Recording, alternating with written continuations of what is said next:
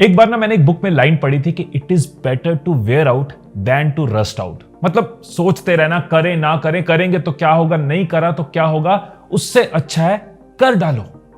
इस एक लाइन की वजह से ना मैं अपनी लाइफ में कई डिसीजंस ले पाया, कई एक्शंस कर पाया और कई रिजल्ट तक पहुंच पाया। कई बार एक बुक के अंदर पड़ी हुई एक लाइन आपकी लाइफ में कितना बड़ा चेंज ला सकती है। हमारे घर के मेरे फेवरेट एरिया में आप सबका स्वागत है। ये एरिया मेरा फेवरेट एरिया इसलिए है क्योंकि आज लाइफ में जो भी मिला है, जो भी पाया है, जहां भी पहुंचे हैं, उन सबके पीछे जो मोस्ट इंपॉर्टेंट रीजन है वो है लर्निंग। बहुत कुछ है जो इन बुक्स से मिला है, सीखा है, और बहुत कुछ है जो अभी इन बुक्स से सीखना बाकी है। आज के इस वीडियो में मैं आपके साथ शेयर करने वाला हूं 5 वो बुक्स जिन्होंने मेरे इनिशियल ईयर्स में मेरी बहुत हेल्प करी थी। अगर आप अपनी लाइफ में एक बड़ा चेंज लाना चाहते हो तो ये बुक्स आपकी भी बहुत हेल्प करेगी।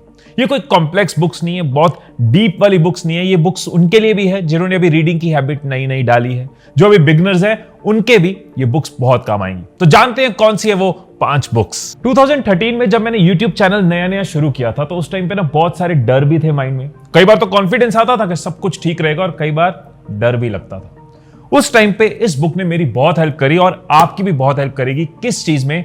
एक स्ट्रॉन्ग बिलीफ सिस्टम बनाने में।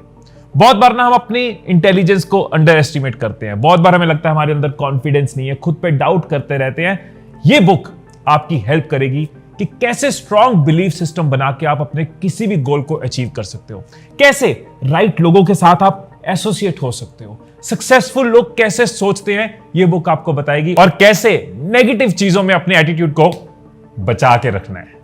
इस बुक का नाम है the magic of thinking big, बड़ी सोच का बड़ा जादू।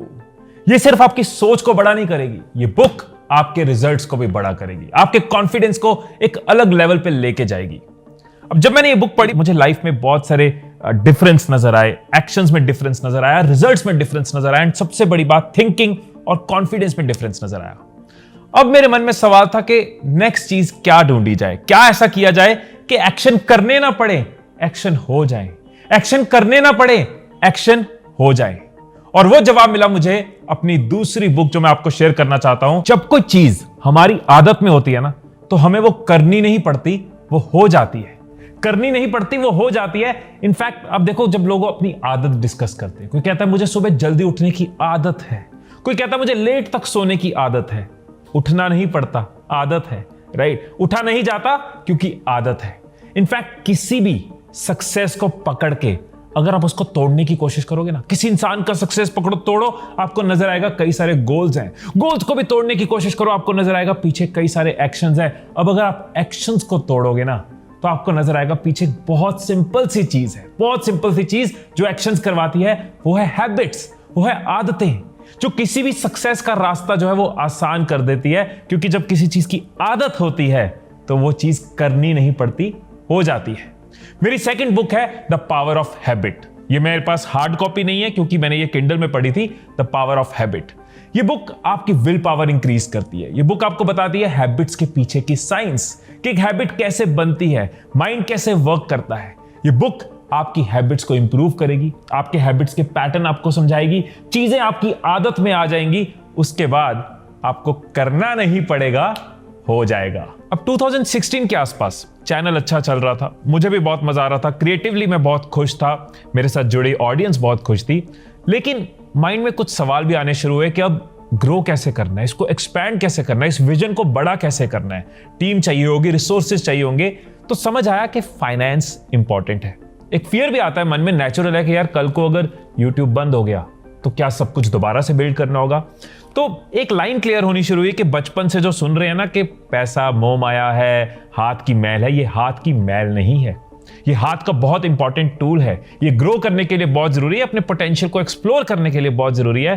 तो मुझे लगा कि अब मुझे इस वर्ड को समझना है, मुझे फाइनेंस को समझना है। और फाइनेंस को समझने के लिए मैंने वो बुक पढ़ी जिसने मुझे और मेरे जैसे लाखों लोगों को बेनिफिट किया है। वो बुक है अमीर बाबूजी गरीब बाबूजी, यानी कि रिच डैड पुअर डैड। एक चीज कह सकता हूं कि ये सिर्फ फाइनेंस की बुक, ऐसा कहना गलत होगा। ये चेंज की बुक है, ये बदलाव की बुक है।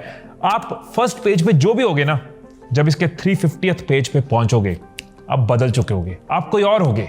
अब मैं आपको इस बुक के बारे में बता देता हूं। जैसे कि कवर पे लिखा है रिच डैड पुअर डैड, तो रॉबर्ट कियोसाकी इसमें दो माइंडसेट्स बताते हैं कि एक रिच इंसान कैसे सोचता है, पुअर इंसान कैसे सोचता है, रिच इंसान कैसे डिसीजंस लेता है और पुअर इंसान कैसे डिसीजंस लेता है। इसके जो पहले 6 चैप्टर्स हैं वो बताते हैं कि व्हाट टू डू, क्या करना है, और लास्ट के 3 चैप्टर्स बताते हैं हाउ टू डू, कैसे करना है। हो सकता है आप में से काफी लोगों ने ये बुक पढ़ी हो। अगर पढ़ी है तो नीचे कमेंट्स में यस करके बता देना। अगर नहीं पढ़ी तो जरूर पढ़ लेना। मतलब मुझे ऑनेस्टली लगता है कि राइट स्टेज पे, राइट एज पे ये बुक हर किसी को पढ़ लेनी चाहिए। बहुत लोग दुनिया में आते हैं, आके पूरी लाइफ मेहनत कर करके चले जाते हैं और ये कॉन्सेप्ट्स उनको पता ही नहीं होते। आई रियली विश कि ये दादा परदादा सबने ये बुक पढ़ ली होती।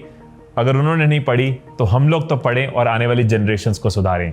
सो अब बात करते हैं हम अपनी 4th बुक की। अब अगर तो आप एम्बिशियस नेचर के हो ना, तो आप मेरी इस बात से बहुत रिलेट करोगे कि जो एम्बिशियस लोग होते हैं ना, उनके माइंड में बहुत बार ओवर थिंकिंग चलती है, बहुत बार दिमाग में खिचड़ी भी बनती है, क्या करें क्या ना करें, टाइम बहुत कम है, मेरे में दम है।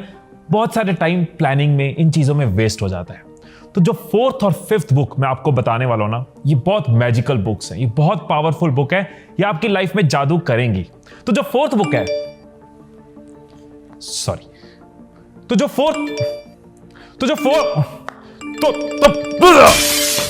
अब ये 4th बुक जो है ना हमारी, इसके टोटल पेजेस है 210। मतलब अगर हम 30 पेजेस रोज पढ़े कितने दिन में खत्म होगी? 7 डेज नहीं, ये 30 डेज में खत्म होगी। क्योंकि हम फोकस नहीं कर पाते, हम डिस्ट्रैक्टेड दुनिया में रहते हैं, नोटिफिकेशंस आती हैं, कॉल्स आती हैं, व्हाट्सएप है, इंस्टाग्राम है, माइंड की कई डिस्ट्रैक्शंस है। इसीलिए ये बुक आपसे शेयर कर रहा हूं, हाइपर फोकस। क्योंकि हमारा 47% डे जो है ना, वो डिस्ट्रैक्शंस में जाता है। हमारे फोकस की वैल्यू 40 सेकंड्स रह गई है। अगर हम अपने फोकस को बिल्ड कर लें, सोचो लाइफ में कितने रिजल्ट्स आएंगे। ये बुक मुझे इसलिए पसंद है कि मैक्सिमम बुक्स जो फोकस और कंसंट्रेशन की बात करते हैं ना, वो कहते हैं कि अपने आप को पूरा ब्लॉक कर दो, अपनी डिस्ट्रैक्शंस को हटा के माइंड को कैसे एक जगह लगाना है, सिर्फ इसकी बात करते हैं। ये बुक 2 पार्ट्स में डिवाइडेड है। एक पार्ट है हाइपर फोकस और दूसरा है स्कैटर फोकस। हाइपर फोकस मतलब कैसे कॉम्प्लेक्स से कॉम्प्लेक्स टास्क को आप पूरी अटेंशन, पूरे फोकस के साथ कर सकते हो, कैसे डिस्ट्रैक्शंस को आप साइड कर सकते हो और अपनी प्रोडक्टिविटी बढ़ा सकते हो। और जो दूसरा पार्ट है स्कैटर फोकस, वो कहता है कैसे अपने माइंड को खुला छोड़ सकते हो, कैसे आइडिया सोचने दे सकते हो, कैसे उसको एकदम से रिलीज कर सकते हो। मतलब आपको फोकस करना भी आएगा जिससे आपकी प्रोडक्टिविटी बढ़ेगी, आपको अपने माइंड को फ्री छोड़ना भी आएगा जिससे आपकी क्रिएटिविटी बढ़ेगी।